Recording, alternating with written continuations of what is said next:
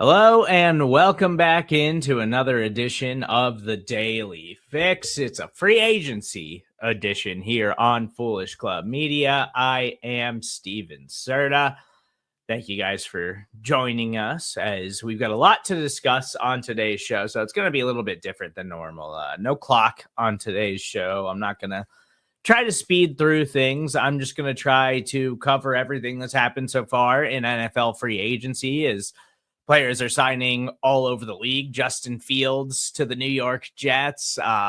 Very busy Sunday as teams were making moves left and right. Geno Smith goes to the Las Vegas Raiders, and now Sam Darnold seemingly headed to Seattle. Still plenty of needy teams across the league as the Pittsburgh Steelers have absolutely no plan at quarterback, but they've got George Pickens and DK Metcalf on the offensive side of the ball. So plenty of stuff to catch you up on. I'm not going to dive into too much to the moves across the league, but we'll discuss that stuff here on Foolish Club Media throughout the week. So make sure you stay locked in right here. As always, please make sure you subscribe, rate, and review. But I am going to cover every move the Kansas City Chiefs have made so far. And I do not think they're done. Like, we're still kind of waiting on some Chiefs players or former Chiefs players to see what happens. Like Charles Omenihu, still floating around on the free agent market right now. Justin Reed still out there. Tershawn Wharton, who is expected to have a big market, still no news on him. So I'm not totally slamming the door on those players returning to the Kansas City Chiefs. But as I mentioned last week, and I had brought this up a couple of times, for all of the Chiefs free agents that there had been things reported on, there was absolutely no headlines, no comments about Nick Bolton. And I tried to read into that a little bit last week. And I was like, if I were going to guess, I would say the Chiefs are going to try to work out a deal to bring Nick Bolton back. It seemed like just their staff overall and Steve Spagnuolo and their respect that they have for Bolton as a player, it just seemed like it was inevitable that Nick Bolton was ultimately going to return to the Kansas City Chiefs. And he does that on what I think is a good deal for the Kansas City Chiefs. Maybe not a great deal for the Kansas City Chiefs. It's still expensive, but we've seen a lot of these teams start to lean into talented linebackers and pay those guys decent money because they're so important to the modern makeup of how you want to do things on defense. Like, if you cannot stop the run, it is a big problem in the modern day NFL, and the Chiefs reward Nick Bolton for that. You can question his limitations as a player and in coverage and what he brings to the table, but I think Nick Bolton, still a very talented player, only 24 years old. They re-signed him to a 3-year, $45 million deal with $30 million fully guaranteed. I think most Chiefs fans, if you're being honest and really and really kind of trying to decide what he brings to the table for this defense, I think you should be happy with this deal. It's not what Zach Bond got from the Philadelphia Eagles, making him one of the highest paid linebackers in the NFL. Like, this is as cost effective as it's going to get for a player as young as Nick Bolton, who's had as much success so far in the NFL. So I really don't have a problem with the Chiefs making this move. I think it's a decent deal for the Kansas City Chiefs, and they get one of their leaders back on defense. Now, Justin Reed is another player that has really been one of the leaders over the last several years for the Chiefs. But I think Nick Bolton was the guy, the young guy on this defense outside of Trent McDuffie and George Karlaftis, which obviously we'd still like to see deals for those guys here in the near future. Instead of waiting, we see these markets balloon.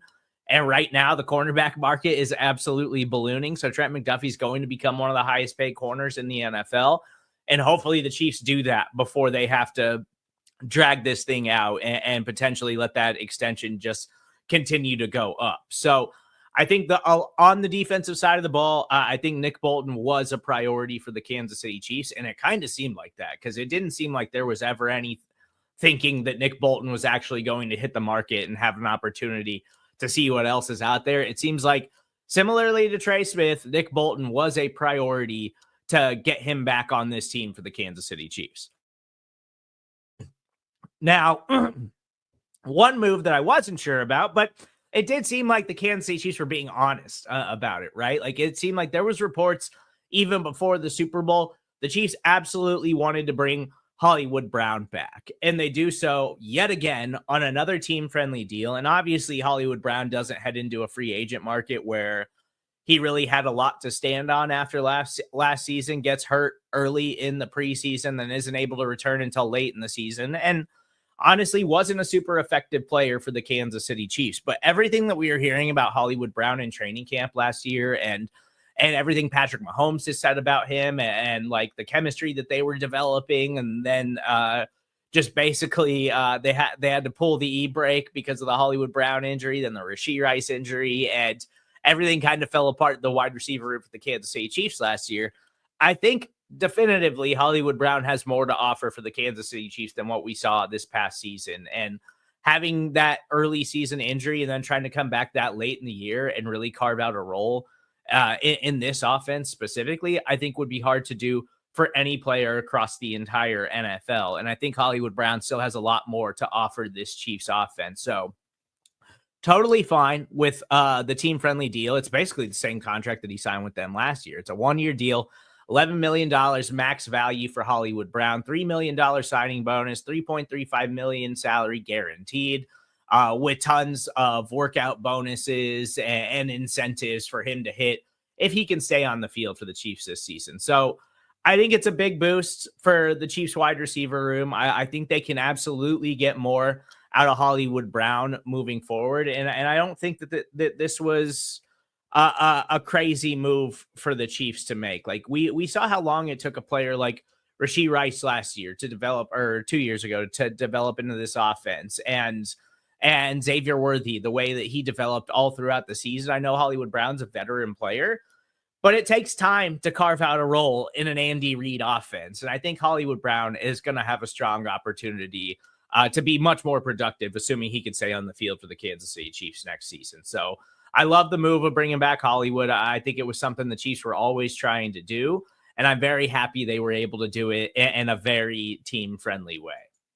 Now, Trey Smith does officially sign his franchise tag on Sunday, meaning that he is locked in with the Kansas City Chiefs, barring some kind of crazy offer from another team. And we're seeing these guard contracts absolutely explode right now, seeing guys that aren't even the caliber of Trey Smith get absolutely massive money. And so the Chiefs still want to work out a long-term deal right now. Like, even if Trey Smith does wind up playing on this franchise tag, he's going to be the highest paid guard in the NFL just on the 1 year, $23.4 million deal.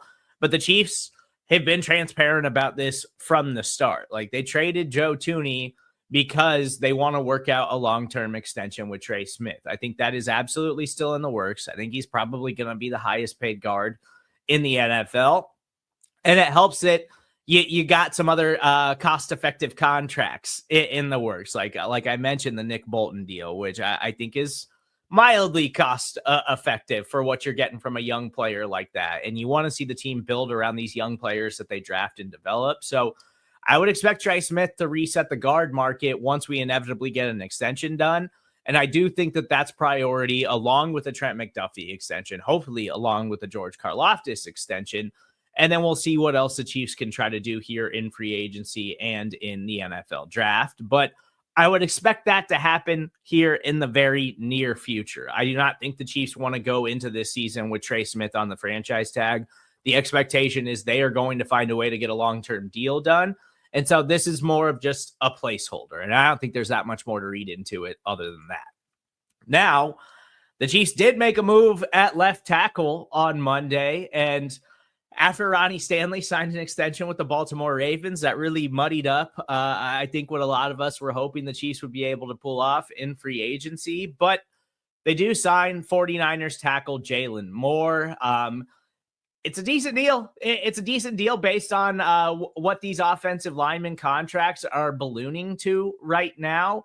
It's a 2-year deal, $30 million guaranteed, $30 million, including $21.24 million fully guaranteed it's signing with the Chiefs. So basically, to me, without like having the full contract breakdown, this seems like kind of like a 1-year prove it deal, 2nd-year option for a player that's 27 years old. Now, Jalen Moore isn't exactly a guaranteed, bona fide bookend tackle, like a guy that, okay, he's coming in at 27 years old, and he got that thing locked up. And I think Chiefs fans definitively wanted an answer coming into this offseason and a long-term goal of like having that shored up, but it's really hard to find productive offensive linemen in the NFL. We talk a lot about how awful these offensive lines are across the league because they just don't make very many humans that are built like that are actually good enough to be the highest paid players in the league. And then when they do, those players don't become available. So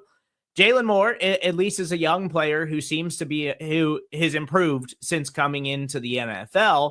It's just kind of a unique situation where in 4 seasons with the 49ers, he compiled just 12 starts, filling in for starter Trent Williams when he was out of the lineup.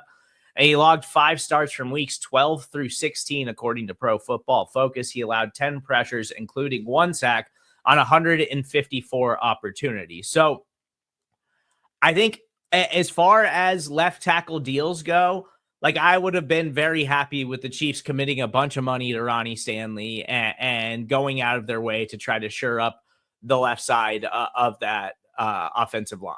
But there wasn't that many options. So once Ronnie Stanley decides, hey, I'm going back to Baltimore, I don't want to play anywhere else, there's not a lot of options out there unless you find a trade partner. And the Chiefs, who don't have a ton of draft picks this season, I just kind of felt like maybe they didn't want to give up their draft capital because they've been so good at drafting and developing players in recent years. And we've seen the way that they've managed to keep this thing afloat and continue to be in Super Bowl contention every year is not just Andy Reid. It's not just Patrick Mahomes.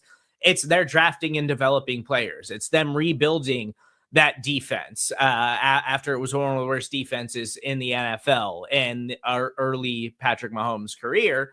And then it was rebuilding that offensive line, which worked for a few years. And then we saw it totally fall apart in the Super Bowl. So I'm not sold that Jalen Moore is any kind of long-term answer at left tackle for the Kansas City Chiefs, but it's another asset. It's another guy that gives you an opportunity to see what you can do and see if you can get more out of him and see if he hasn't quite hit his ceiling yet as a player. And if the Chiefs can continue to see if they can get more out of him and build along that offensive line. And so I don't feel terrible about it. I don't feel great about it. It doesn't necessarily feel like more of the same, which is what I was afraid when they were going to try to keep Trey Smith and maybe Joe Thuney. But now that they move on from Thuney, seems like they're committed to Kingsley moving inside to guard. And they at least have a guy who has shown some promise and who is still young and who still has some upside that they could try to get something more out of and see what he could do. Now, I don't think that means they shouldn't still look at left tackle in the draft. If something becomes available or if there's a guy that falls that they absolutely love, keep throwing assets at the position until you find something that works. I think out of any position in the NFL, left tackle, offensive line, that is the one you should always do that. And that's why it's always a priority for the Eagles to build their trenches. They are never bad along the offensive line or defensive line. They are never lacking in depth in those position groups because the trenches are so important in the modern day NFL. So I'm fine with it. Just throw assets at the position, at the offensive line until you find something that sticks, until you find a long-term answer there. I'm not mad about the Jalen Moore signing whatsoever. I think in the modern day landscape of this offensive line contract extravaganza, I think this is actually like a pretty decent deal for the Kansas City Chiefs. So I'm totally on board with Jalen Moore, and we'll see what they can get out of him. I still think the Chiefs have a few moves left in them. Like I mentioned, Justin Reed, Tershawn Wharton, Charles Omenihu still out there. They have not signed with teams yet, so we could still see something coming down the pipe from the Kansas City Chiefs, and we could see what happens with them. I'd still like to have any of those players back if it's cost effective for the Kansas City Chiefs, but if not, I wish them happy and healthy careers with their new teams.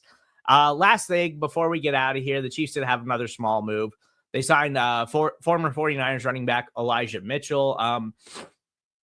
This move I don't necessarily love, but it's a super cheap deal for Elijah Mitchell. He's just a player that it's only $3.5 million, and I'd imagine most of it is incentive based for a player who didn't play at all last season. He was on IR with a hamstring injury and then had a bunch of injuries the prior season. His rookie year, he was really productive for the 49ers, and he's a speedy back who has shown some ability in the NFL to catch passes. And I think he's kind of that P. Ryan, Jerick McKinnon type of role. So I don't expect this to be like the Chiefs are banking on Elijah Mitchell coming in and taking on a heavy workload. Like Isaiah Pacheco is obviously going to be back next season and hopefully healthy and looking more like himself than he did down the stretch after coming back from that leg injury that he suffered early in the season. But the only concern that I have about this is that maybe the Chiefs don't draft a running back in this class. And in what is overall not a hyper deep and talented NFL draft class, the one position group that is running back. And I desperately want the Chiefs to take a swing at running back in this draft class because I like Isaiah Pacheco as a player. I think he's a fine role player. Elijah Mitchell fits into the mold of what the Chiefs have done in that running back rotation over the last several years. It's fine. It's a cost-effective deal, whatever. But I desperately want the Chiefs to find a difference maker at that position. It would be so huge to have a guy that defenses have to game plan for in the running game for the Kansas City Chiefs. And like the Eagles last year with Saquon. I know there's not many running backs in the NFL like Saquon Barkley, but I just want the Chiefs to be a more two-dimensional offense, especially with an aging Travis Kelce coming back to try to give this thing one more go. Hopefully you get Rashee Rice back and healthy pending suspension. And then hopefully you get a full season of Hollywood Brown and Xavier Worthy takes another step. And we really see this offense try to make some strides and see what it's going to be like for life after Travis Kelce moving forward. I think you can do that in the running back room. So I don't think the Elijah Mitchell move says the Chiefs aren't going to draft a running back. I just worry that maybe it's more of the same in that room. And I desperately want them to take a swing on a talented running back in this draft class. So I hope that this move does not mean that they won't do that. And I don't necessarily think that it does. I really think this is just a depth move. And the Chiefs like Mitchell's ability, his explosiveness, his pass catching ability. Like he would certainly have a role in the offense, assuming he is healthy going into next season. And also, I don't think that this move means like, he's some kind of roster lock. So we'll see what happens there. We'll stay up to date on free agency here on Foolish Club Media. So make sure you stay locked in. Brian's World making a return this week for free agency. We've got some other things launching later in the week, so be on the lookout for that. Beach season will be back, recapping everything you need to know about free agency, and we'll continue to update you as the Kansas City Chiefs make moves and see what happens across the rest of the NFL and how all these teams are trying to make improvements ahead of the NFL draft. So stay locked in right here to Foolish Club Media. As always, subscribe, rate, and review. And we will be back maybe later if the Chiefs make any other kind of big splash in free agency. We'll talk to you then.